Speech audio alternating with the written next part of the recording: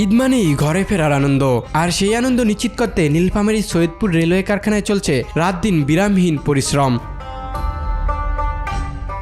অতিরিক্ত কোচ মেরামতের কাজে ব্যস্ত শ্রমিকরা যেন দম ফেলার ফুসরত পাচ্ছে না। শত কষ্ট হলেও নির্ধারিত সময়ের মধ্যেই এসব কোচ কর্তৃপক্ষের কাছে হস্তান্তর করবে তারা।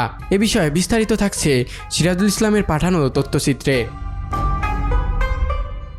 ঈদযাত্রা নির্বিঘ্ন করতে সৈয়দপুর রেলওয়ে কারখানায় দিনরাত কাজ করে চলছে শত শত শ্রমিক। 100টি কোচ মেরামতের লক্ষ্যমাত্রা নিয়ে কাজ করছেন রেলওয়ে কর্তৃপক্ষ। আপনি জানেন যে আসন্ন ঈদ উল ফিতর উপলক্ষে সৈয়দপুর রেলওয়ে ওয়ার্কশপ প্রায় 100টি কোচের আউটরানের লক্ষ্যমাত্রা নিয়ে কাজ করছে। তার মধ্যে ইতিমধ্যে প্রায় 60টি মতো কোচ আমরা ইতিমধ্যে আউটরান দিতে সমর্থ হয়েছি। অবশিষ্ট 40টি কোচের আউটরানের জন্য আমাদের কাজ দিনরাত্রি আমরা করে যাচ্ছি এবং আমরা আশা করছি ইনশাল্লাহ আমরা নির্ধারিত সময়সীমার মধ্যেই আমাদের কাঙ্ক্ষিত লক্ষ্যমাত্রা অর্জন করতে সম্ভবপর হব এবং এর বাইরেও যদি আরও কিছু সংখ্যক কোচ আমাদের সম্ভবপর হয় তাহলে আমরা সেটিকে আউটরান দেওয়ার জন্য নিরলসভাবে কাজ করে যাচ্ছি।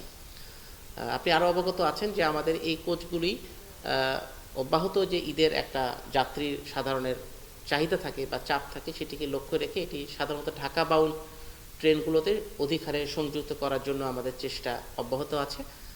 ইতিমধ্যে 60টি কোচ আউটরান করছেন রেলওয়ে কর্তৃপক্ষ এবং 40টি কোচের কাজ সম্পূর্ণ করার চেষ্টা করছেন শ্রমিকরা।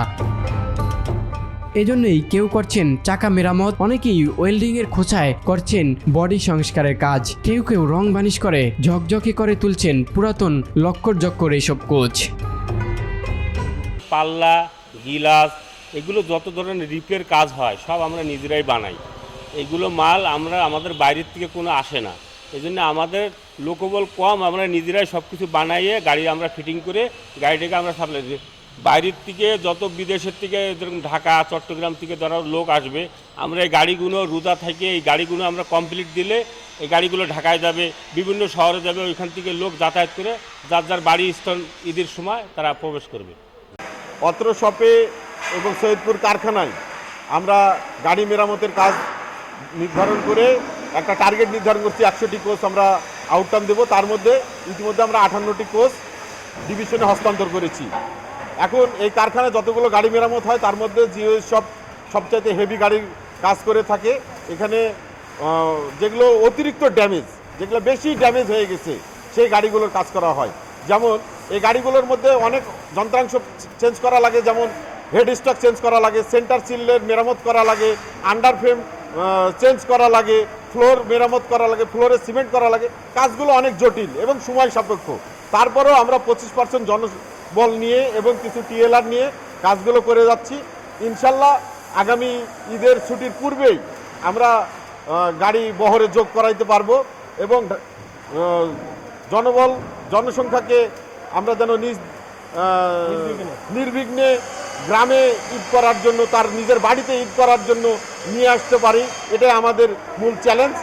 তবে পর্যাপ্ত শ্রমিক না থাকায় অতিরিক্ত কাজ করতে হচ্ছে কর্মচারীদের। শ্রমিকদের নিরলস পরিশ্রম আর কর্তৃপক্ষের উদ্যোগ মিলিয়ে এবারের ঈদযাত্রায় ট্রেন হবে আরও স্বাচ্ছন্দ্য ও নিরাপদ, এটাই প্রত্যাশা কর্মকর্তাদের।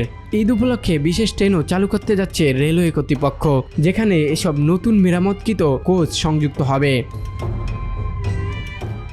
পে অফ সৈয়দপুর রেলওয়ে কারখানার শ্রমিকদের অক্লান্ত পরিশ্রম যেন ঘরমুখ মানুষের ঈদযাত্রাকে স্বস্তিদায়ক করে তোলে, এটাই সবার প্রত্যাশা।